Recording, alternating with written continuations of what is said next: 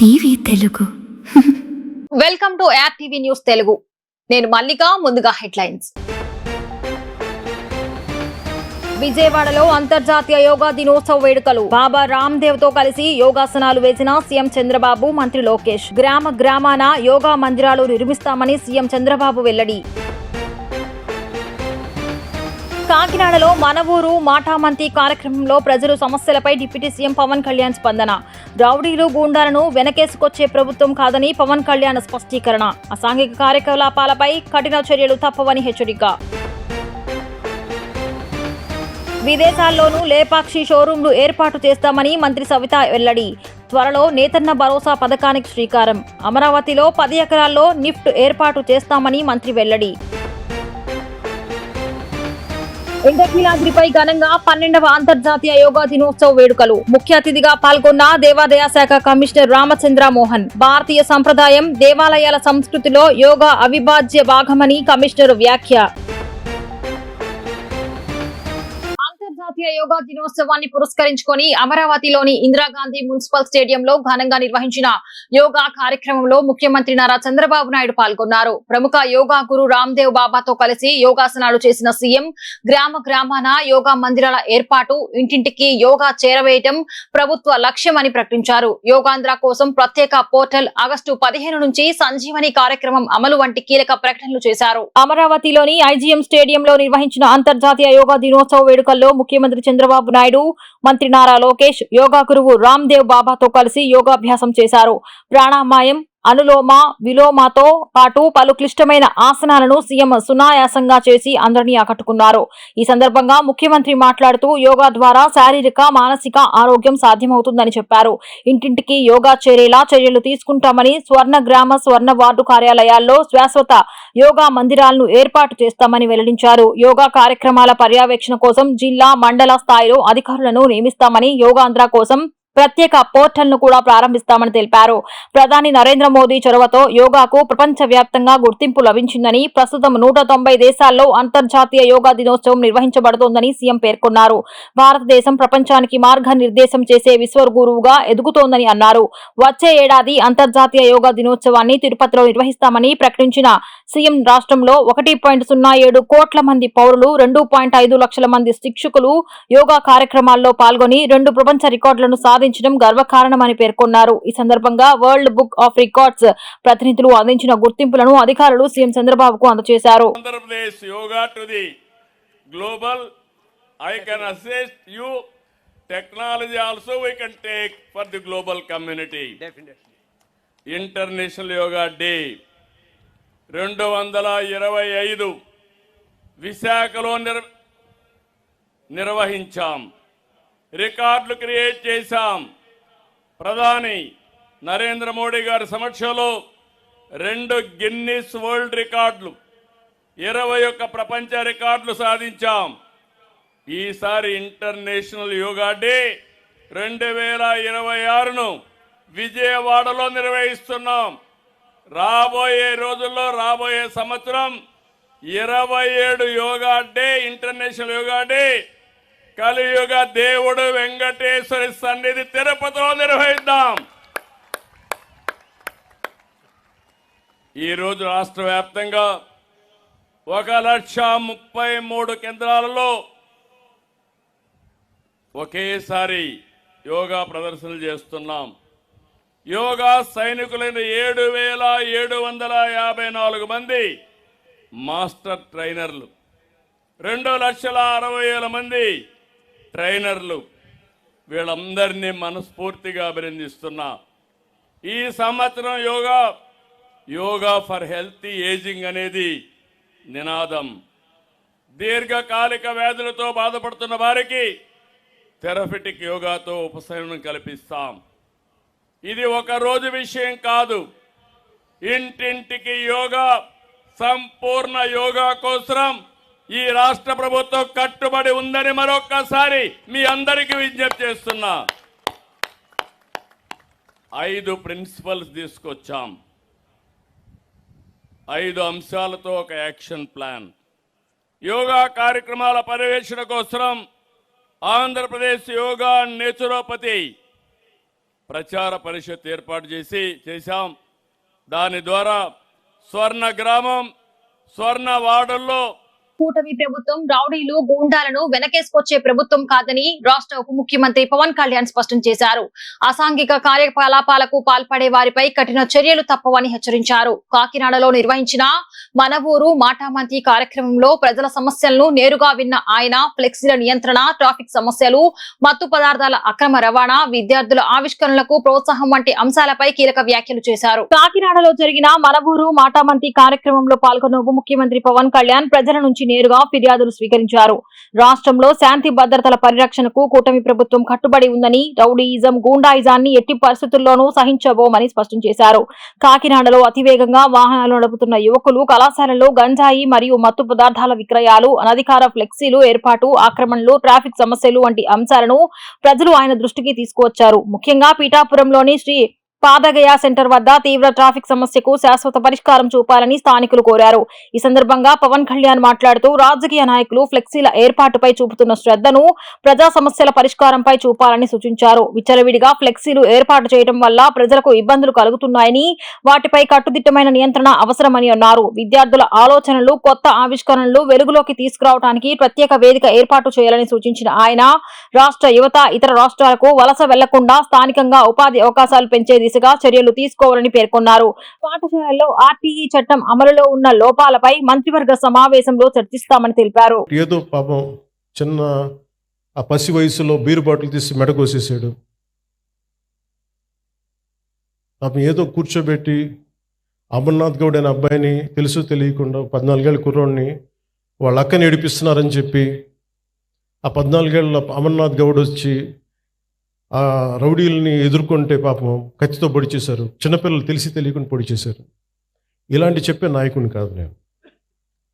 మీరు ఇలాంటి వ్యక్తులను కనుక మీరు ఎంకరేజ్ చేస్తే, ఇలాంటి భావజాలాన్ని ఎంకరేజ్ చేస్తే భవిష్యత్తు మీకే ఊహించుకోలేని పరిస్థితుల్లో మీరు ఉండిపోతారు.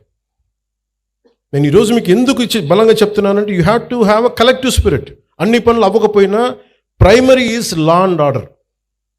లా అండ్ ఆర్డర్ బలంగా ఉంటేనే ఇప్పుడు మీరు కోరుకున్నట్టుగా కూర్చోబెట్టి ఏఐ కావచ్చు, పరిశ్రమలు కావచ్చు, రేపొద్దున ఏదైనా కాలేజ్ సమస్యలు కావచ్చు, ఇవన్నీ కూడా సవ్యంగా ఉండాలంటే law and order should be very strict and very strong.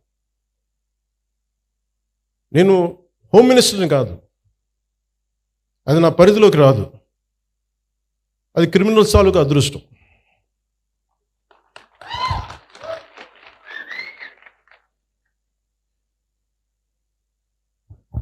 అంటే రూల్ ఆఫ్ లా అంటే మెయిన్గా మన ఎస్పీ గారికి కలెక్టర్ గారు చెప్తున్నా, ఇట్స్ అ రూల్ ఆఫ్ లాని మీరు ఎంత బలంగా నిలబెట్టగలిగారు అనేదే మీ చేతిలో ఉంది. నా దగ్గర నుంచి చెప్తున్నాను, మీకు 1 సింగిల్ ఫోన్ కాల్ రాదు పలానా వాళ్ళని విడిపించమని. అలాగే మా ఉన్న నాయకులందరికీ కూడా చెప్తున్నాం, none of them will encourage any kind of rowdy elements. మనం ఎవరు ఎంకరేజ్ చేస్తాం సార్? చేయం కదా. ఎవరు ఎంకరేజ్ చేయరు ఇక్కడ. Very clear. అందుకని బేసిక్గా మనకి మీరు ఇవి చూస్తూ ఉన్నారు. ఇప్పుడు ఇందాక ఫాల్స్ ఎస్టీ అట్రాసిటీ కేసు ఉన్న సింపుల్ సివిల్ కేసు, దారి ఇవ్వలేదు, గొడవ జరుగుద్ది, అంతేగాని దానికి ఒక ఫాల్స్ ఎస్టీ అట్రాసిటీ కేసు పెట్టినా తప్పు అవుతుంది. దీనికి మీరు బాధితులు కాకండి. రియల్ ఎస్టీ అట్రాసిటీ యాక్ట్ ఎంత బలంగా పెట్టాలో. నేతన్నలు, హస్త కళాకారులు గౌరవప్రదంగా జీవించడమే కూటమి ప్రభుత్వ లక్ష్యమని మంత్రి సవిత తెలిపారు. త్వరలోనే నేతన్న భరోసా పథకం ప్రారంభిస్తామని, విదేశాల్లోనూ లేపాక్షి షోరూంలు ఏర్పాటు చేస్తామని తెలిపారు. 50,565 చేనేత కుటుంబాలకు ఉచిత విద్యుత్ ఇస్తున్నామని, మగ్గాలకు 200, మరమగ్గాలకు 500 యూనిట్లు ఉచితమని తెలిపారు. ధర్మవరంలో 38 కోట్ల రూపాయలతో మెగా క్లస్టర్, అమరావతిలో 10 ఎకరాల్లో నిఫ్ట్ ఏర్పాటు చేస్తామన్నారు. అప్కో డిజిటలైజేషన్ స్కోచ్ అవార్డు వచ్చిందని, 2 ఏళ్లలో 190 కోట్ల రూపాయలు అమ్మకాలు జరిగాయని వెల్లడించారు. టెక్స్టైల్ పాలసీ 2024-2029 ద్వారా 10,000 కోట్ల రూపాయల పెట్టుబడులు, 2 లక్షల ఉద్యోగాలే లక్ష్యమన్నారు. మేము ఎన్నికల సమయంలో ఏదైతే మాట చెప్పామో ఆ మాట నిలబెట్టుకున్న ప్రభుత్వం కూటమి ప్రభుత్వం.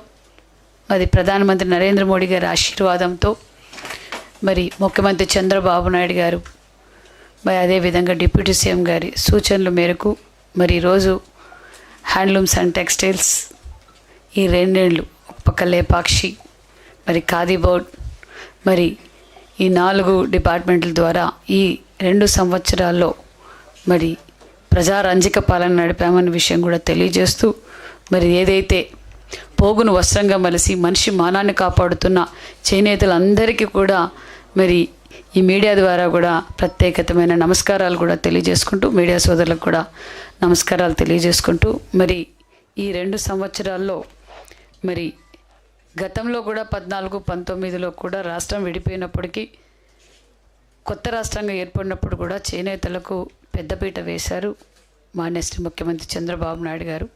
మరి మళ్ళీ ఈరోజు అధికారంలోకి వచ్చిన 2 సంవత్సరాల్లో మరి చేనేతలకు 365 రోజులు ఉపాధి కల్పించాలన్నదే మా ప్రభుత్వం లక్ష్యం అన్న విషయం కూడా జరుగుతూ ఆ అడుగుల్లో ముందుకు వేస్తున్నాం. మరి కూటమి ప్రభుత్వం అధికారంలోకి రాగానే నూతనంగా ప్రభుత్వం ఏర్పాటు చేసిన వెంటనే మరి టెక్స్టైల్స్ పాలసీని కూడా మేము తీసుకొచ్చాం. టెక్స్టైల్స్ పాలసీ 24-29 టెక్స్టైల్స్ పాలసీ కూడా తీసుకురావడం అయినది. ఆ పాలసీ భాగంగా రాష్ట్రంలో టెక్స్టైల్స్ రంగంలో మరి పెట్టుబడులు కూడా 10,000 కోట్లు పెట్టుబడులు కూడా రావడం జరిగింది. మరి ఆ పెట్టుబడిదారులు రావడం వల్ల మరి ఉపాధి కూడా సుమారుగా 2 లక్షల మందికి ఉపాధి కూడా చూపించబోతున్నామన్న విషయాన్ని కూడా మీకు తెలియజేస్తూ అదేవిధంగా మరి సుమారుగా 93,000 మందికి మరి 50 ఏళ్లకే 3,000 ఉన్న పెన్షన్ని 4,000 అందజేస్తుంది. విజయవాడ ఇంద్రకీలాద్రిపై 12వ అంతర్జాతీయ యోగా దినోత్సవ వేడుకలు అత్యంత వైభవంగా జరిగాయి. గత 15 రోజులుగా కొనసాగిన యోగాంధ్ర శిక్షణా శిబిరం ముగింపు సందర్భంగా నిర్వహించిన ఈ కార్యక్రమంలో రాష్ట్ర దేవాదాయ శాఖ కమిషనర్ కె రామచంద్ర మోహన్ ముఖ్య అతిథిగా పాల్గొన్నారు. వేలాది మంది భక్తులు, ఆలయ అధికారులు, సిబ్బందితో కలిసి యోగాసనాలు ప్రాణాయామం చేశారు. అంతర్జాతీయ యోగా దినోత్సవాన్ని పురస్కరించుకొని శ్రీ దుర్గా మల్లేశ్వర స్వామి వార్ల దేవస్థానం ఆధ్వర్యంలో ఇంద్రకీలాద్రిపై ఘనంగా యోగా వేడుకలు నిర్వహించారు. జూన్ 7వ తేదీ నుంచి కొనసాగిన యోగాంధ్ర శిక్షణ శిబిరం ఈ కార్యక్రమంలో విజయవంతంగా ముగిసింది. ఈ వేడుకలకు ముఖ్య అతిథిగా హాజరైన దేవాదాయ శాఖ కమిషనర్ కె రామచంద్ర మోహన్ మాట్లాడుతూ భారతీయ సంప్రదాయంలో యోగా ఒక అవిభాజ్య భాగమని పేర్కొన్నారు. పతంజలి మహర్షి అందించిన యోగా సూత్రాలు ప్రపంచానికి గొప్ప వరమని, ఆరోగ్య సంరక్షణలో యోగా కీలక పాత్ర పోషిస్తుందని తెలిపారు. రాష్ట్రంలోని అన్ని ప్రముఖ దేవాలయాల్లో యోగా సాధన నిర్వహించాలనే లక్ష్యంతో ప్రత్యేక ఆదేశాలు జారీ చేసినట్లు వెల్లడించారు. ఆలయ ధర్మకర్తల మండలి చైర్మన్ బొర్రా రాధాకృష్ణ గాంధీ మాట్లాడుతూ కనకదుర్గమ్మ సన్నిధిలో తొలిసారిగా 15 రోజుల పాటు సుదీర్ఘ యోగా శిక్షణ నిర్వహించడం ఆనందదాయకమన్నారు. ఈ కార్యక్రమం ద్వారా వేలాది మంది భక్తులు, ఆలయ సిబ్బంది ఆరోగ్యంపై మరింత అవగాహన పొందారని చెప్పారు. ఆలయ ఈవో వికే సీనా నాయక్ మాట్లాడుతూ ప్రతి ఒక్కరూ తమ రోజువారీ జీవితంలో కొంత సమయాన్ని యోగా సాధనకు కేటాయించాలని సూచించారు. గతంలో ఒకరోజు మాత్రమే నిర్వహించే యోగా కార్యక్రమాన్ని ఈసారి 15 రోజుల పాటు నిర్వహించడం ద్వారా మరింత మంది భక్తులకు చేరువయ్యారని తెలిపారు. ఈ కార్యక్రమంలో సంప్రదాయ పాఠశాల విద్యార్థులు, అర్చకులు, ఆలయ అధికారులు, సెక్యూరిటీ, పారిశుద్ధ్య సిబ్బంది, అలాగే అమ్మవారి దర్శనానికి వచ్చిన వేలాది మంది భక్తులు పాల్గొని యోగాసనాలు ప్రాణాయామం చేశారు. ఇంద్రకీలాద్రిపై నిర్వహించిన ఈ యోగా మహోత్సవం భక్తుల్లో ఆరోగ్య చైతన్యాన్ని నింపింది. 12వ అంతర్జాతీయ యోగా దినోత్సవం సందర్భంగా మా గౌరవనీయులు, మా రాష్ట్ర దేవాదాయ శాఖ కమిషనర్ గారు వారి ఆదేశానుసారం దాదాపు ఈ నెల 7వ తారీఖు నుంచి కంటిన్యూగా ఒక్కరోజు కూడా ఇక్కడ డిస్టర్బెన్స్ లేకుండా మా ట్రస్ట్ బోర్డ్ సభ్యులు, చైర్మన్ గారు మరియు ఇక్కడ భక్తులు కానీ లేదా మా స్టాఫ్ కానీ, అర్చకులు కానీ, లేకపోతే మన సెక్రటరీ అందరూ కూడా నిరంతరాయంగా ఈ రోజు వరకు ఈ యొక్క యోగా కార్యక్రమం కొనసాగించడం జరిగింది. ముఖ్యంగా ఈరోజు ముఖ్య అతిథిగా మా కమిషనర్ గారు వచ్చి ఈ యోగా కార్యక్రమంలో పాల్గొనడం, ఇందాక మా పిఆర్ఓ గంగాధర్ గారు చెప్పినట్టు యోగాకు మరియు ఈ యొక్క భక్తికి మొత్తం ముడిపడి ఉంటుంది. కాబట్టి మనిషి జీవితంలో ఖచ్చితంగా 1 గంట నుంచి 2 గంటల దాకా మన కోసం, మన శరీరం కోసం, మన మనశ్శాంతి కోసం ఈ యొక్క యోగా కార్యక్రమం నిర్వహించుకోవడం మనకు చాలా ప్రశాంతత ఉంటుంది. జీవితంలో ఏం సాధించినా కానీ ఆరోగ్యంగా బాగుంటేనే కదా ఏదైనా కానీ మనం చూడగలము, ఆస్వాదించగలము. ఆరోగ్యమే బాగలేకున్నప్పుడు ఎంత సంపాదించినా, మనం ఏం చేసినా అది చివరి రోజుల్లో చాలా ఇబ్బందులు గురవుతుంది. కాబట్టి మన ఆరోగ్యం మనం కాపాడుకోవడం చాలా మంచిది. ఇది ముందు ఇంకా ఇలాంటి కార్యక్రమాలు చాలా కొనసాగిస్తాము, ఖచ్చితంగా చేస్తాము. ఈ కార్యక్రమంలో పాల్గొనడం చాలా సంతోషం అనిపిస్తుంది. ఈ కార్యక్రమాన్ని ఉద్దేశించి దేవాదాయ శాఖకు సంబంధించిన ఈ కార్యక్రమాలకు సంబంధించి మా గౌరవ కమిషనర్ గారిని మాట్లాడవలసిందిగా కోరుతున్నాను. మరి ఈరోజు మనం మన దేవాలయంలో 15వ రోజు యోగాంధ్ర అని మన ముఖ్యమంత్రి గారు అనేక ప్రాంతాల్లో దేవాలయాల్లో ఈ కార్యక్రమం చేయాలి అని, ఇది బాగా పబ్లిసిటీ అవ్వాలి అని చెప్పి మరి వారు ఎండోమెంట్స్ కమిషనర్ గారికి మంత్రి గారికి కూడా ఆదేశించడం జరిగింది. మరి ఆ ఆదేశానుసారం మేము ఇవాళ 15వ రోజు కంటిన్యూస్గా యోగా గురు రాజేష్ గారి సమక్షంలో ఆయన నాయకత్వంలో మరి కంటిన్యూగా చేస్తున్నాం. ఈరోజు మరి మనకి చీఫ్ గెస్ట్గా మన కమిషనర్ గారిని పిలవడం జరిగింది. మరి ఈ యోగా అనేది మన ముఖ్యమంత్రి గారు ఉద్దేశం ఏంటంటే రాష్ట్రంలో అందరూ చేయాలి అనేది. అందరూ పిల్లల దగ్గర నుంచి టెంపుల్స్లో కూడా పెట్టారంటే దాని అర్థం మరి ఉద్యోగస్తులు కానీ అందరూ చేయాలి. ఆ చేయటం వల్ల ఏంటంటే చాలా ఆరోగ్యంగా ఉంటారని చెప్పి మీరు 1-2 గంటలు వేరే ఎక్సర్సైజ్ చేసినా కూడా ఇది అరగంట చేస్తే మీకు శారీరకంగా అది మానసికంగా కూడా చాలా ఫ్రీగా ఉంటుంది. ఆ రోజుల్లో పనిచేయడానికి మీరు చాలా బాగుంటుంది. మరి మీరు చూసుంటారో ఈ చిన్న గంట సేపు ఎక్సర్సైజ్కి మీకు ఎంత చెమటలు పట్టినాయో. మరి అందరికీ నమస్కారం. అంతర్జాతీయ యోగా దినోత్సవ శుభాకాంక్షలు. వేలాది సంవత్సరాలుగా సనాతన సంస్కృతి పరిరక్షణకు ప్రధాన కేంద్రాలుగా మన దేవాలయాలు వెలసిల్లుతున్నాయి. అదేవిధంగా సనాతన సంస్కృతికి మూల పురుషులైన ఋషులు, యోగులు వారసత్వ సంపదగా మనకు అందించిన ఒక గొప్ప ప్రక్రియ యోగా. ఆ విధంగా దేవాలయాలకి ఈ యోగా ప్రక్రియకి ఒక అవినాభావ సంబంధం ఉంది. అయితే యోగా అనేది కొంతమందికి పరిమితమైన సందర్భంలో గౌరవ ప్రధానమంత్రి గారు, అదేవిధంగా మన రాష్ట్ర ముఖ్యమంత్రి గారు వీరి కృషి ఫలితంగా యోగా అనేది ఈరోజు కోట్లాది మంది ప్రజలకి నిజ జీవితంలో భాగంగా మారింది. అంతేకాకుండా ఐక్యరాజ్య సమితి జూన్ 21వ తేదీన అంతర్జాతీయ యోగా దినోత్సవంగా ప్రకటించడం మనందరికీ కూడా చాలా గర్వకారణం. 12 సంవత్సరాల క్రితం ఈ రోజును అంతర్జాతీయ యోగా దినోత్సవంగా గుర్తించడం జరిగింది. అది భారతీయులందరికీ కూడా ఎంతో గర్వకారణం. అయితే దీన్ని ప్రతి ఒక్కరూ కూడా యోగాను పాటించాలి.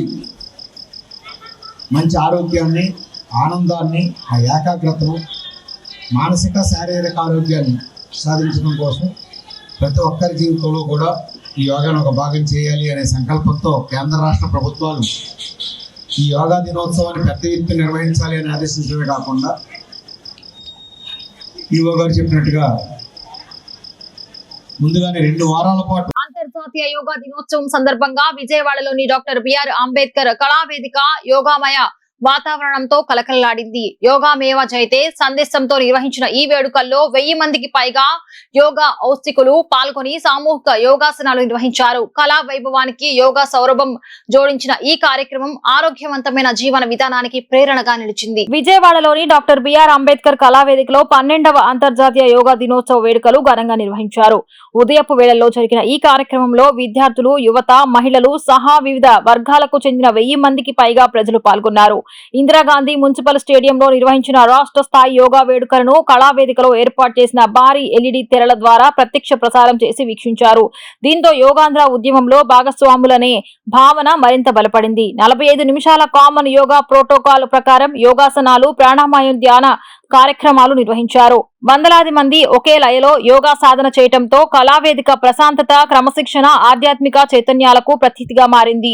యోగా కేవలం వ్యాయామం మాత్రమే కాదని శారీరక దృఢత్వం, మానసిక ప్రశాంతత, భావోద్వేగ సమతుల్యతకు మార్గమని పాల్గొన్న యోగా ప్రియులు పేర్కొన్నారు. నిత్య జీవితంలో యోగాను భాగం చేసుకోవటం ద్వారా ఆరోగ్యవంతమైన, ఆనందమైన సమాజ నిర్మాణం సాధ్యమవుతుందని వారు అభిప్రాయపడ్డారు. కళా వైభవం, యోగా ఔన్నత్యం కలగలిపిన ఈ వేడుకలు పాల్గొన్న ప్రతి ఒక్కరికి చిరస్మరణీయ అనుభూతిని అందించాయి. ప్రపంచం ఎదుర్కొంటున్న వివిధ సమస్యలకు హిందుత్వం, తాత్వికతే సరైన పరిష్కారమని, ఇది అందరినీ కలుపుకుపోయే ఒక విశాలమైన జీవన విధానమని పుస్తక రచయిత జె నందకుమార్ స్పష్టం చేశారు. 5 ఏళ్ల క్రితం తాను రాసిన ఈ పుస్తకం ఇప్పటికే 5 లక్షల ప్రతులు అమ్ముడై కన్నడ, తమిళం వంటి పలు భాషల్లోని అనువదించబడిందని తెలిపారు. ప్రపంచం నలుమూలల నుంచి వచ్చే ఉన్నతమైన ఆలోచనలు స్వీకరించడం హిందుత్వంలోని గొప్పదనమని చెప్పారు. సాహిత్య నికేతన్ విజయవాడ ఆధ్వర్యంలో మారుతున్న కాలానికి హిందుత్వం పుస్తక ఆవిష్కరణ కార్యక్రమం తుమ్మలపల్లి కళాక్షేత్రంలో నిర్వహించడం జరిగింది. జాతీయ సంయోజక ప్రజ్ఞా ప్రవాహ జె నందకుమార్ ఆంగ్లంలో రచించిన హిందుత్వ ఫర్ ది చేంజింగ్ టైమ్స్ పుస్తకాన్ని ప్రముఖ రచయిత వివి సుబ్రహ్మణ్యం తెలుగులో అనువదించారు. ఆంధ్రప్రదేశ్ హైకోర్టు విశ్రాంత న్యాయవాది జస్టిస్ ఏవి శేషసాయి పుస్తక ఆవిష్కరణ చేశారు.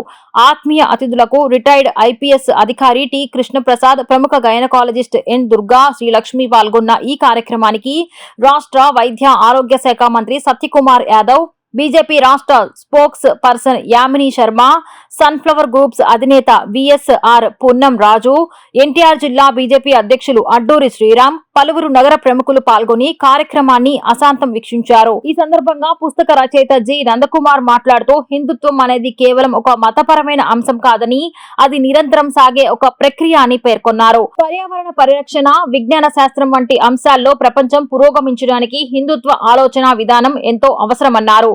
హిందుత్వ అనేది ఒకరిని వెలివేసేది కాదని, అందరినీ కలుపుకుపోయే అత్యంత బహిరంగ విశ్వాస వ్యవస్థ అన్నారు.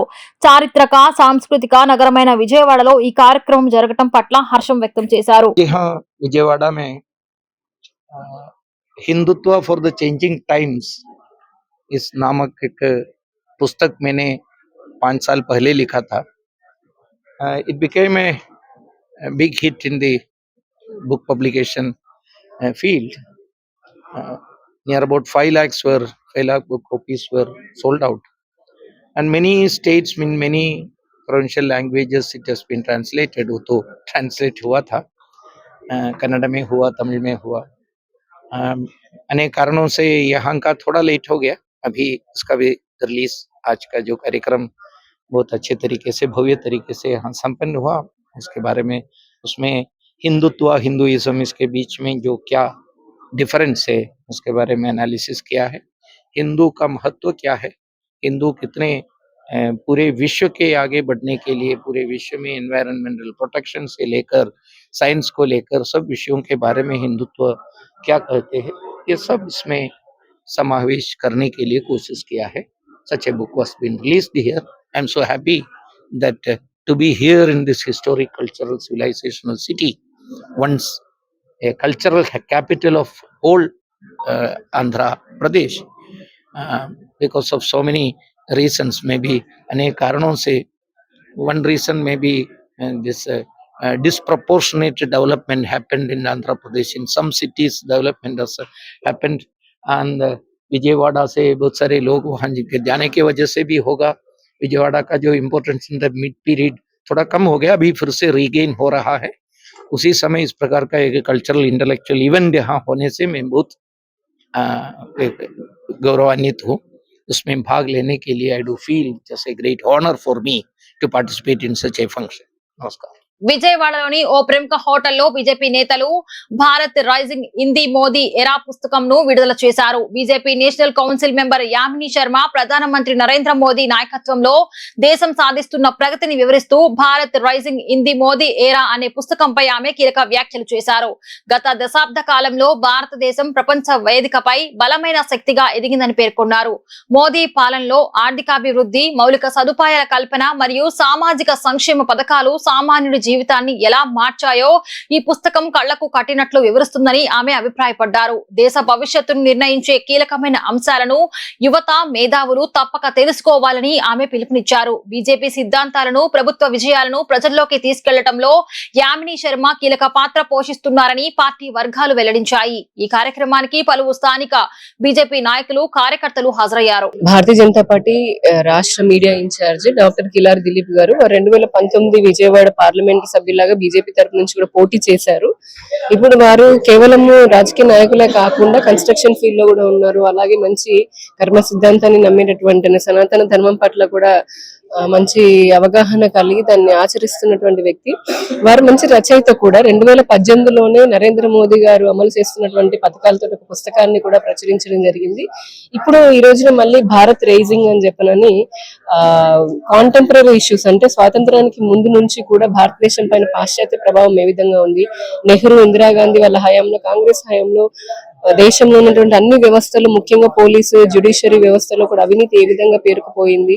2014 నుంచి నరేంద్ర మోదీ గారు ప్రధానమంత్రి అయిన తర్వాత భారతదేశం అన్ని రంగాల్లో అభివృద్ధి చెందడమే కాకుండా ఈ రోజు ప్రపంచ దేశాల్లో అగ్రగామిలాగా నిలబడుతుంది అని ఆ పుస్తకంలో ఉన్నది. అలానే ప్రస్తుతం ఉన్నటువంటి యువత కూడా భగవద్గీత, భాగవతం, రామాయణం ప్రతిరోజు వారి దైనందిన జీవితాల్లో ఏ విధంగా ఆచరించాలన్నది కూడా ఆ పుస్తకం హైలైట్ చేస్తుంది.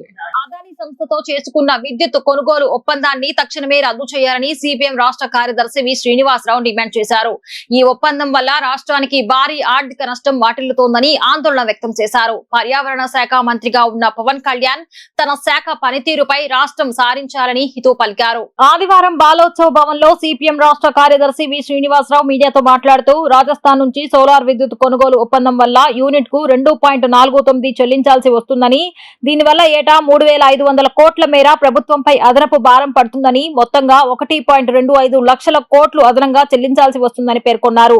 గతంలో ప్రతిపక్షంలో ఉన్నప్పుడు ఈ ఒప్పందాన్ని వ్యతిరేకించి కోర్టులో కేసు వేసిన తెలుగుదేశం పార్టీ ఇప్పుడు అధికారంలోకి రాగానే దాన్ని కన్వీనియంట్ గా విస్మరిస్తోందని విమర్శించనున్నారు. వ్యవసాయ విద్యుత్ సరఫరా కోసం Andhra Pradesh rural agriculture power limited అనే కొత్త డిస్కమ్ ను ఏర్పాటు చేయడం వెనుక ఉచిత విద్యుత్ ను ఎత్తివేసే కుట్ర ఉందని ఆరోపించారు. కాకినాడ తీరంలో హెట్రో డ్రగ్స్ కాలుష్యం వల్ల టన్నుల కొద్దీ చేపలు చనిపోతున్నా ఏజెన్సీ ప్రాంతాల్లో అదానీ సంస్థ అక్రమంగా సర్వేలు చేస్తున్నా మంత్రి ఏం చేస్తున్నారని ప్రశ్నించారు. గిరిజన ప్రాంతాల్లో డోలీ మోతలు ఆపుతామని చెప్పి 2 ఏళ్లు కావస్తున్నా పరిస్థితి మారలేదని విమర్శించారు. ఈ తతంగం అంతా 4-5 ఏళ్ల నుంచి సాగుతా ఉన్నది. అదానీతో ఒప్పందం జరిగినప్పటి నుంచి ఈ తతంగం సాగుతా ఉన్నది. ఆ రోజు అదానీ ఒప్పందం విద్యుత్ కొనుగోళ్లు మన సోలార్ పవర్ ద్వారా రాజస్థాన్లో విద్యుత్ ఉత్పత్తిని చేసి అది మనకు సప్లై చేస్తే దానికి యూనిట్కి ₹2.49 చొప్పున 25 సంవత్సరాల పాటు నిరంతరాయంగా మనం అదే రేటు మీద కొనుగోలు చేసేట్టుగా ఒప్పందం చేసుకున్నారు. ఆ ఒప్పందంలో ఇంటర్ స్టేట్ ట్రాన్స్మిషన్ ఛార్జెస్ దాదాపు అది ₹1 అదనంగా పడుతుంది. ఈ ఇంటర్ స్టేట్ ట్రాన్స్మిషన్ ఛార్జెస్ ద్వారా సంవత్సరానికి 3,800 కోట్ల రూపాయలు అదనంగా ప్రభుత్వం భరించాల్సి వస్తుంది నష్టం అని చెప్పి రాష్ట్ర ప్రభుత్వం 2 సంవత్సరాల క్రితం అధికారంలోకి రావడంతో 2024 జూలైలో తయారు చేసినటువంటి శ్వేతపత్రం చంద్రబాబు నాయుడు గారు స్వయంగా రిలీజ్ చేశారు. ఈ శ్వేతపత్రాన్ని ఇది 3,850 కోట్లు దీనివల్ల నష్టం వస్తుంది. ఈ అదానీతో జరిగినటువంటి అక్కడెక్కడో ఉత్పత్తి చేసి ఇక్కడ సప్లై చేయటం వల్ల, రేటు వల్ల మాత్రమే కాదు, రేటు దీంతో కూడా కలుపుకుంటే దాదాపు 1,25,000 కోట్ల రూపాయలు మనం అదనంగా పే చేయాల్సి వస్తుంది. ఇది ఆ రోజు తెలుగుదేశం వాళ్ళు పయ్యావులు కేసు ప్రత్యేకంగా ఈ ఒప్పందాన్ని అదానీతో ఒప్పందాన్ని రద్దు చేయాలి అని కేసు వేశాడు ప్రతిపక్షంలో ఉండగా. ఇప్పటికే ఆ కేసు హైకోర్టులో పెండింగ్లో ఉంది. రాష్ట్ర ప్రభుత్వం దాన్ని పట్టించుకోవట్లేదు. ఆయన ఆర్థిక మంత్రి స్థానంలో ఉన్నాడు. వాళ్ళు అసలు దాన్ని కన్వీనియంట్గా ఇగ్నోర్ చేస్తున్నారు. అంటే ఆ ప్రతిపక్షంలో ఉంటే నష్టం జరిగినటువంటి ఒప్పందం అధికారంగా రాగానే లాభం జరుగుతుందా? ఇప్పుడు ఆ ఒప్పందాన్ని అమలు చేయడం కోసం Andhra Pradesh rural agriculture power limited అని ఒక సంస్థను పెట్టి దాని ద్వారా వ్యవసాయానికి గ్రామీణ ప్రాంతాల్లో వాటికి సరఫరా చేస్తాము. దీంతో ఇది అసలు ఉనికిలోనే లేదు. ఇది ఉనికిలో లేనటువంటి ఒక డిస్కామ్ని, ఒక డీమ్డ్ అంటే ఉన్నది లేనిది ఉన్నట్టుగా భ్రమింపజేసే ఒక డిస్కామ్ని తయారు చేసి దాని ద్వారా పవర్ సప్లై చేస్తారట. అంటే వ్యవసాయానికి పవర్ సప్లై అన్న ఆగిపోద్ది, లేకపోతే రేట్లన్నా వసూలు చేయాల్సిన పరిస్థితి వస్తుంది ఈ డిస్కామ్ ద్వారా. అంటే ప్రభుత్వం ఏదో విధంగా కేంద్రం ఇదే భవన నిర్మాణ కార్మికుల సంక్షేమ బోర్డులో ప్రమాద బీమా సహా వివిధ సంక్షేమ పథకాలను అమలు చేయాలని డిమాండ్ చేస్తూ జూలై 1న విజయవాడలో నిర్వహించనున్న ధర్నాకు సంబంధించిన పోస్టర్ ను గాంధీనగర్ ప్రెస్ క్లబ్ లో ఆవిష్కరించారు.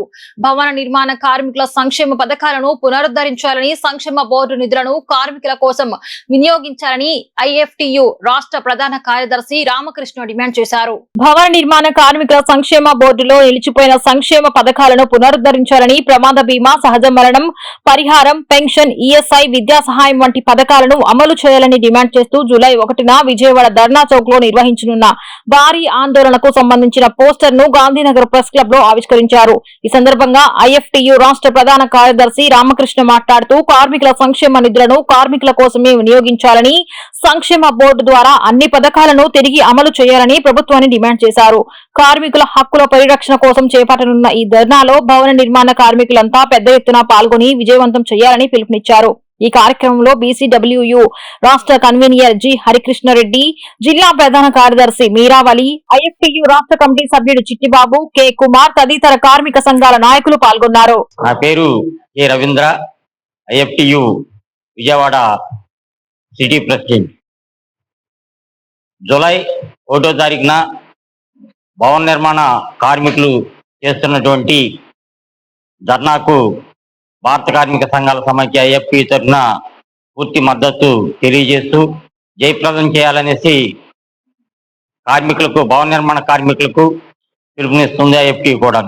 అదే క్రమంలో నిన్నగాక మొన్న చంద్రబాబు నాయుడు గారు మహానాడు పెట్టి 2 సంవత్సరాలు మేము ప్రజలకు బోల్డ్ అంత మేలు చేసాము అని చంద్రబాబు నాయుడు చెప్తున్నాడు. అట్లాగే 2 సంవత్సరాల్లో వాళ్ళు చేసిన గొప్పల గురించి ఇంటింటికి వెళ్ళి ప్రచారం చేయమనేసి, ఎవడబ్బు సొమ్ము అనేసి వీళ్ళు ఎవరి డబ్బు ఎవరికి దాన ధర్మం చేస్తున్నారు.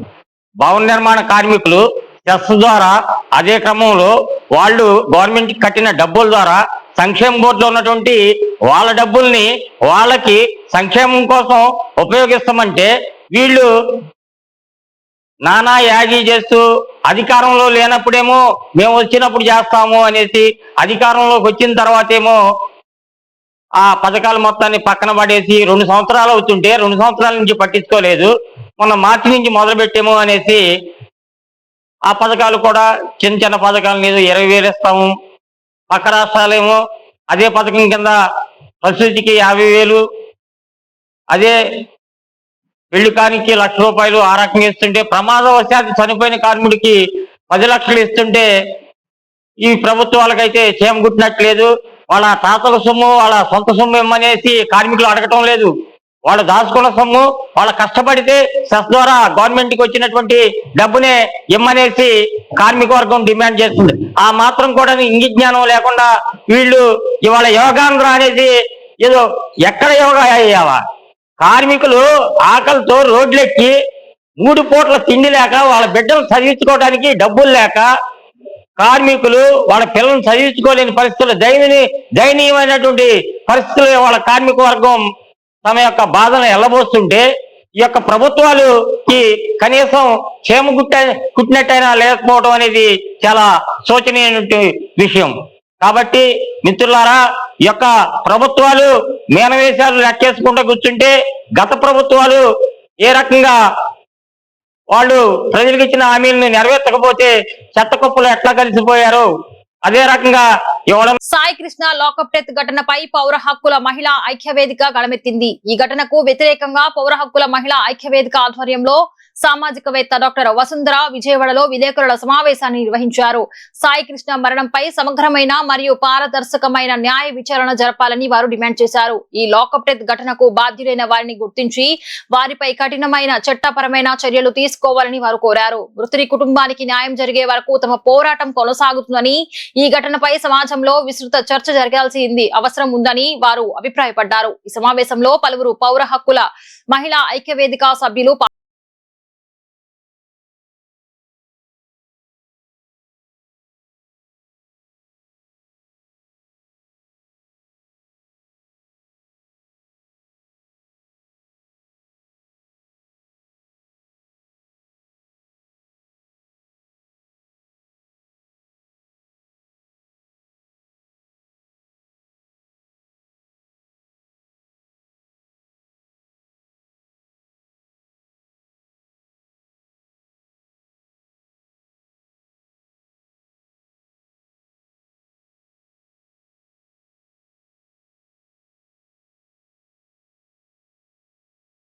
ఆంధ్రప్రదేశ్లో ఉన్నటువంటి చట్టబద్ధమైనటువంటి విషయాల పట్ల చాలా ఆందోళన కలుగుతా ఉంది.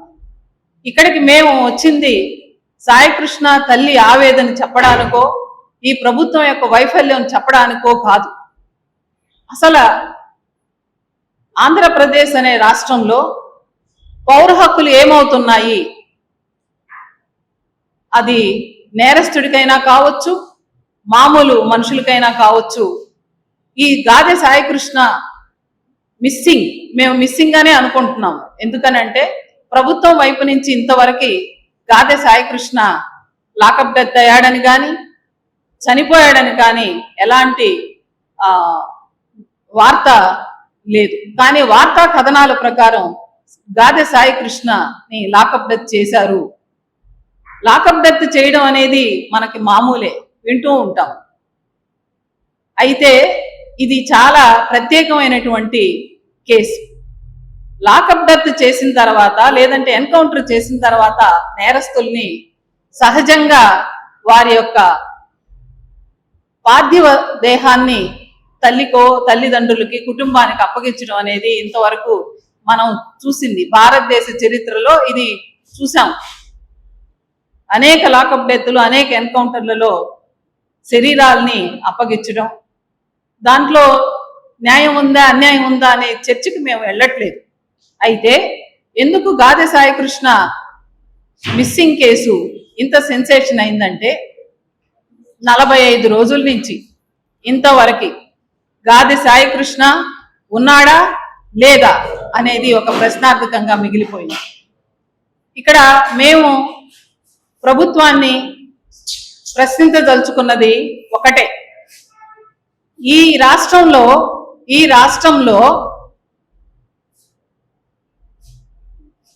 జీవించే హక్కు 21 ఉందా లేదా? అదేవిధంగా ఆర్టికల్ 21 జీవించే హక్కును మనకి ఇచ్చింది. అంబేద్కర్ అండి, నేను అడ్వకేట్ రజని.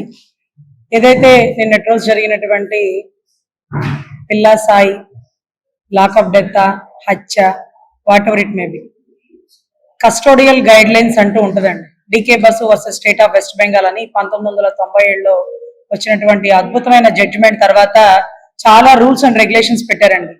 అంటే పీకలు కోసేసిన వాడికి, అంటే బీర్ బాటిల్ తో పీకలు కోసేసిన వాడికి, చిన్న వయసులో 23-24 కేసులు ఉన్నవాడికి ఇలా కాకపోతే ఎలా చేస్తారు? ఇలా చేస్తారని మీరు నన్ను అడుగుతున్నారా? అందరూ నన్నే ఎందుకు అడుగుతారు అంటూ మాట్లాడినటువంటి గౌరవ డిప్యూటీ సీఎం గారికి ఒకటే చెప్తున్నాం, అయ్యా రోజుకొక ఎన్కౌంటర్లు చేసేటటువంటి యోగి ఆదిత్యనాథ్ గారు కూడా చట్టాన్ని చేతిలోకి తీసుకోండి, కాల్చి పడేస్తాం, చంపి పడేస్తాం, బుల్డోజర్ తో తొక్కిచ్చేస్తాం అనే మాటలు మాట్లాడరు. బహుశా చేస్తారేమో, కానీ చెప్పే ధైర్యం చేయరు. ఎందుకంటే అలా చెప్పకూడదు కాబట్టి. మీరు రాజ్యాంగబద్ధ పదవిలో ఉన్నారు, ఏదో మా బోటి వాళ్ళు లేకపోతే ఆవేశంతో ఉన్న వాళ్ళు చంపేస్తాం, పొడి చేస్తాం అని అనొచ్చేమో కోపంలో. కానీ మీరు కోపాన్ని కంట్రోల్ చేసుకొని ప్రజలకు సేవ చేయడం కోసం రాజ్యాంగం మీద ప్రమాణం చేసి హోంశాఖ వర్యులు చెప్పింది, ఈ రాష్ట్రంలో తప్పు జరిగితే ఏటపోత నడిగేసినోడిని నడి రోడ్డు మీద తన్నుకుంటూ తీసుకుపోతామని. మరి ఆ మాటని బీజేపీ గారు చెప్పలేకపోయారు. ఏంటి సార్, ముద్దాయికి ముసుగు లేకుండా నడి రోడ్డు మీద నడిపించుకు తీసుకెళ్తున్నారంటే ఇంతే, ఈ రాష్ట్రంలో ఇలాగే ఉంటది అని అనలేదండి. ఒళ్ళు దగ్గర పెట్టుకొని ఆ జీపులో పెట్రోల్ లేదు, డ్రైవర్ అందుబాటులో లేడు, అందుకే నడిపించాల్సి వచ్చింది, వాళ్ళతో పాటు మేము కూడా నడిచినాం కదా అని అద్భుతమైన పదజాలంతో సమాధానం చెప్పారు. మీలాగా విర్రవిగిపోలా 5 ఏళ్ళు ఉండేది మీరు, వాళ్ళు 62 ఏళ్ళు ఉండాలి, మళ్ళీ మీరు పెంచితే ఇంక 2 ఏళ్ళు పెంచుతారు కదా. సో దయచేసి ఇక్కడ ఉండేటటువంటి వ్యవస్థలో తప్పుని ప్రశ్నించండి. గౌరవ హోంశాఖ మంత్రి వర్యుల మీద మీకు ప్రేమ ఉంటే రాఖీ పండుగ పిలిపించుకొని రాఖీ కట్టించుకోండి, గిఫ్ట్కి ఏదైనా డబ్బులు ఇవ్వండి. అంతేగాని ఆవిడ మేకప్ గురించి మాట్లాడారని చెప్పి మీరు దాన్ని కూడా తప్పంటున్నారు. తప్పే, మేమంటే మేకప్లు పూసుకునే టైం ఉండదు, ఆవిడ మేకప్లు వేసుకుని వస్తారేమో, అలా కూడా తప్పని అనకూడదు. అమర్నాథ్ గారు ఎందుకన్నా అన్నావంటే గుడ్డు బాగులు కొడతానమ్మా, గుడ్డు బాగులు కొట్టిద్దంట, వాడు వీడంటుంది. 3 తరాల చరిత్ర ఉందమ్మా, రాజకీయ బ్యాక్గ్రౌండ్, అలా వాడు వీడు అనొచ్చా?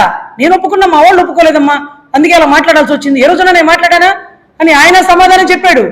కానీ మేకప్ మీద మీరు పెట్టిన శ్రద్ధ, మీ పార్టీ కార్యకర్త ఒక దళిత మహిళని, ఒక పంచాయతీ శాఖలో పనిచేస్తున్న మహిళని కుక్కను కొట్టినట్టు నడి రోడ్డు మీద పోలీసుల కర్రలతో పోలీసులు చూస్తుండగా కొడితే ఒక మహిళే కదా, మనకు ఓటేసిన మహిళే కదా, ఆ అమ్మాయి కూడా నాలాగా అన్నా అన్నా అని అంటుంది కదా, ఏ స్పందించలేదే? నీ ట్విట్టర్లో పోస్ట్ పెట్టలేదే? ఒక మహిళ మీద దారుణంగా నడి రోడ్డు మీద చేస్తున్న చర్యని ఖండిస్తున్నాను, నేనుండే ఈ రాష్ట్రంలో ఇలా జరగకూడదు అంటూ ఖండించాలి కదన్నా, అక్కడా ఖండించరు. ఇవాళ ఈ ప్రెస్ మీట్ ఉద్దేశం ఏంటో వసుంధర గారు పూర్తిగా వివరించారు. మాకున్న అనుమానాలు మీ ముందు ప్రస్ఫుటంగా చెప్పాలి. 40 రోజుల క్రితం మిస్ అయిన సాయి కృష్ణ అసలు ఉన్నాడా లేదా? ఉన్నాడని ఇంతవరకు ఎక్కడ నిర్ధారణ అనేది లేదు. నా కొడుకు కావాలి కనిపించట్లేదని చెప్పేసి ఆవిడ ఆల్రెడీ వాళ్ళ పేరెంట్స్ కోర్టులో హెబియస్ కార్పస్ కేసారు. ఒక విచారణ అయిపోయింది, ఆ రోజు అప్పచెప్పలేకపోయారు. ఈ నెల 29వ తారీఖుకి క్యాండిడేట్ని తీసుకొచ్చి అప్పచెప్తామని చెప్పారు. నిజంగానే ఉంటే ప్రభుత్వం కూడా ఇందులో ఏదైనా దాస్తుందా అనే అనుమానాలు ప్రస్ఫుటంగా కనిపిస్తున్నాయి. వాస్తవాలని వెలికి తీసే పరిస్థితుల్లో వాస్తవాలు చెప్పకుండా మరుగున పడేటట్లు చేయడానికి ఎవరైనా ప్రయత్నం చేస్తున్నారా అనుమానాలు ఈ సాక్ష్యాధారాలను బట్టి తెలుస్తా ఉన్నాయి. ఎవరో బయట వ్యక్తులు వచ్చి, లేకపోతే ఎవరో గతంలో ఉన్న ప్రజాప్రతినిధులు, లేకపోతే ఎవరు వచ్చి ప్రభుత్వం మీద ఇది జరిగింది అది జరిగింది చెప్పే పరిస్థితి ఎందుకు తీసుకొచ్చింది ప్రభుత్వం? అసలు ఇవాళ ఒక ప్రభుత్వం తన డిపార్ట్మెంట్ లో జరుగుతున్న అవకతవకలు లేదా అన్యాయమో లేకపోతే న్యాయమో ఏదైనా సరే జరుగుతున్నప్పుడు డైరెక్ట్ గా వచ్చి ఇదిగో మేము ఇది చేస్తాం, ఇది జరిగిందని ఎందుకు ధైర్యంగా చెప్పలేకపోతుంది? సాయి కృష్ణ మెన్షన్ మిస్సింగ్ అనేది Bezawada bar human rights committee అనేది చేపట్టింది. అక్కడి నుంచి వాళ్ళు ఫ్యాక్ట్ ఫైండ్ టీంకి వెళ్ళి వచ్చారు. వచ్చిన తర్వాత బార్ హోస్టల్లోనే ధర్నా చేయటము. ఈ నేపథ్యంలో కూడా ప్రభుత్వాలు అందుకోలేదు. తర్వాత ఎప్పుడైతే వీళ్ళు హైకోర్టు రిపిటిషన్ వేశారో ఫ్యామిలీ సభ్యులు, ఆ హైకోర్టు రిపిటిషన్ వేసిన తర్వాత హెబియస్ కార్పస్ వేసిన తర్వాత ఆ రోజు అక్కడ పీపీ చెప్పడం జరిగింది, మేము అతన్ని తీసుకొచ్చి ముందు నిలబెడతామని. ఆ వాయిదా నెల 29కి ఉంది. 29 నాటికి ప్రవేశపెడతామని చెప్తున్నారు. 29న ప్రవేశపెట్టాలని డిమాండ్ చేస్తూ ప్రవేశపెట్టని పక్షంలో సిట్టింగ్ జడ్జితో ఒక కమిటీ వేసి దాని మీద న్యాయ విచారణ జరపాలని కోరుతున్నాము. అంతేకాకుండా ఈరోజు రత్నకుమార్ అతను తన వాంగ్మూలంలో చెప్పాడు, క్రాంతికుమార్ తనకు వాంగ్మూలం చెప్పాడు, నేను ఫలానా వాళ్ళ హింస వల్ల సిఐ వల్ల నేను మరణిస్తున్నాను కాబట్టి అనేది ఆ రిపోర్ట్ ఏదైతే ఉందో దానిని ఆధారంగా 302 కింద కేసు బుక్ చేయాలని, అదేవిధంగా అదనంగా SC/ST నిరోధక చట్టం కింద కూడా వాళ్ళపై ఈ విచారణ బుక్ చేసి విచారించాలని చెప్పి కోరుతూ, దీన్ని వాళ్ళ అమ్మగారికి నా నమ్మకం ఉంది, న్యాయం జరిగింది అంటుంది. ఆమె నిలబడిద్దనే తను ఫైట్ చేస్తుంది, అపోహల్లో ఉండొద్దు. అయితే దీని మీద మేము మహిళా సంఘాలుగా ఫైట్ చేస్తాము. సాయి కృష్ణ ఆ రోజు వస్తాడేమో చూస్తాము, రాని పక్షంలో మా ఉద్యమాన్ని ఎక్కడ తీసుకెళ్ళాలని మేము నిర్ణయించుకున్నాం. ఆశిస్తున్నాం సాయి కృష్ణ బ్రతికే ఉండాలని మేమందరం ఆశిస్తున్నాం. ఇప్పుడు వాళ్ళ తల్లిని కూడా మేము పరామర్శించడానికి వెళ్తున్నామండి. ఎంతో మంది విద్యార్థులను తీర్చిదిద్దిన ప్రసిద్ధిగాంచిన దళవాయి సుబ్బరామయ్య పాఠశాల భవన నిర్మాణం పనులు పునాదులకే పరిమితమయ్యాయని 38వ డివిజన్ మాజీ కార్పొరేటర్ షేక్ రహమ్తున్నీసా వైసీపీ రాష్ట్ర సంయుక్త కార్యదర్శి హయత్ షరీఫ్ ఆవేదన వ్యక్తం చేశారు. కూటమి ప్రభుత్వం అధికారంలోకి వచ్చి 2 ఏళ్లు గడుస్తున్నా ఈ భవన నిర్మాణాన్ని పట్టించుకున్న దాఖలాలు లేవని విమర్శించారు. 38వ డివిజన్ వైసీపీ ఆధ్వర్యంలో కుమ్మరిపాలెం సెంటర్లోని దళవాయి సుబ్బరామయ్య నగరపాలక సంస్థ పాఠశాలలను నిర్మాణ పనులను చేపట్టాలంటూ నిరసన కార్యక్రమం జరిగింది. ఈ కార్యక్రమంలో 38వ డివిజన్ మాజీ కార్పొరేటర్ షేక్ రహమ్తున్నీసా, వైసీపీ రాష్ట్ర సంయుక్త కార్యదర్శి హయత్ షరీఫ్, మాజీ డివిజన్ అధ్యక్షుడు ఎద్దు సురేష్ తదితరులు పాల్గొన్నారు. ఈ సందర్భంగా వారు మాట్లాడుతూ పాఠశాల భవనం శిథిలావస్థకు చేరటంతో గత ప్రభుత్వం నాడు నేడు పథకం కింద 3.40 కోట్ల రూపాయలు మంజూరు చేసిందని, ఇందులో 70 లక్షల రూపాయలతో పునాదుల వరకు నిర్మాణం చేపట్టడం జరిగిందన్నారు. ఆ తర్వాత కూటమి ప్రభుత్వం రావటంతో భవన నిర్మాణ పనులు ఆగిపోయాయన్నారు. విద్యాశాఖ మంత్రి నారా లోకేష్ మద్యం మైనింగ్ పై చూపుతున్న శ్రద్ధలో కనీసం 1% అయినా విద్య వైద్య రంగాలపై చూపటం లేదన్నారు. యోగాంధ్ర పేరుతో కోట్లాది రూపాయలు ఖర్చు పెడుతున్న రాష్ట్ర ప్రభుత్వానికి పాఠశాల నిర్మాణం పెద్ద విషయం కాదన్నారు. తక్షణమే స్పందించి పాఠశాల భవనాన్ని పూర్తి చేసి విద్యార్థుల భవిష్యత్తును కాపాడాలని డిమాండ్ చేశారు.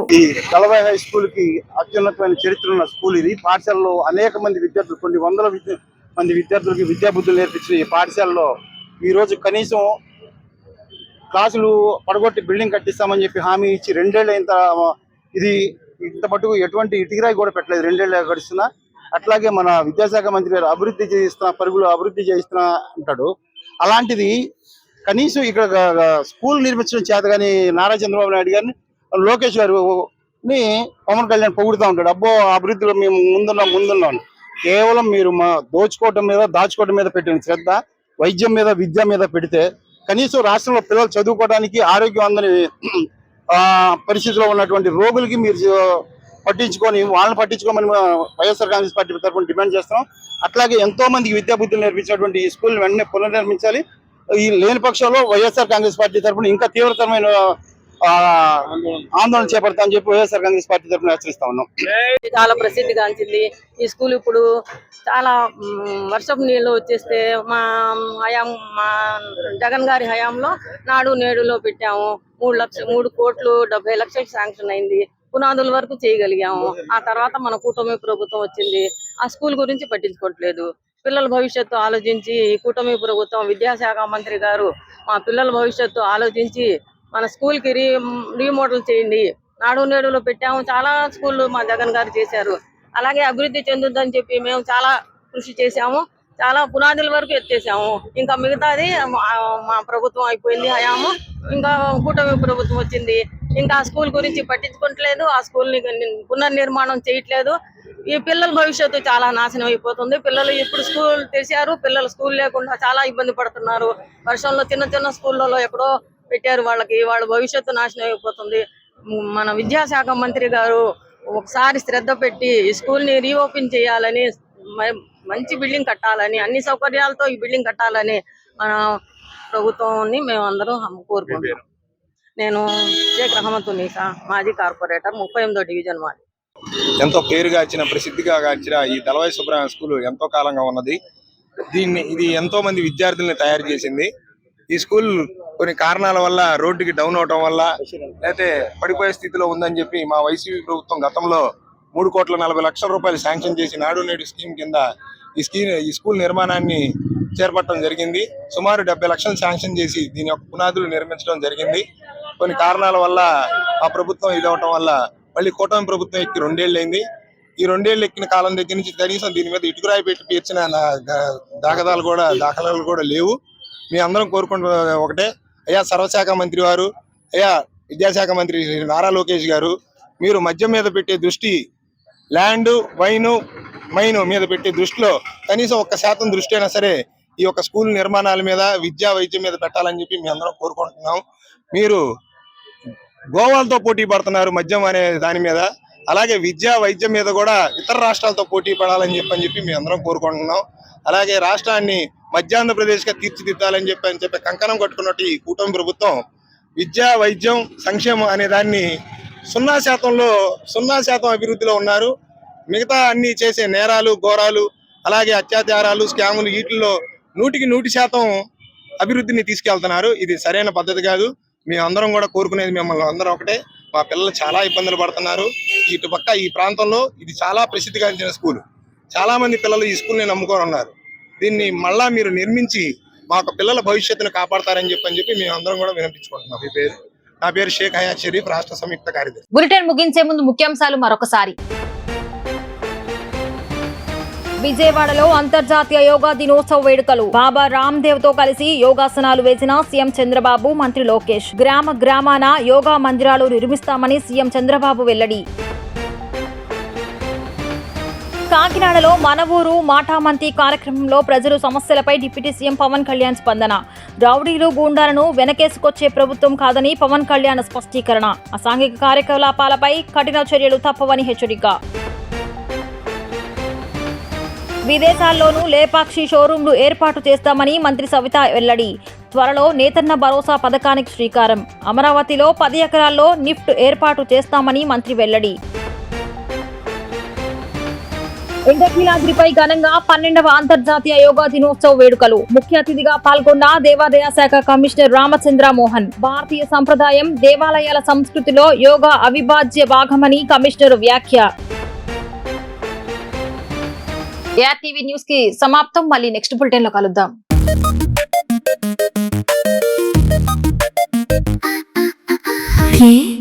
ARTV తెలుగు.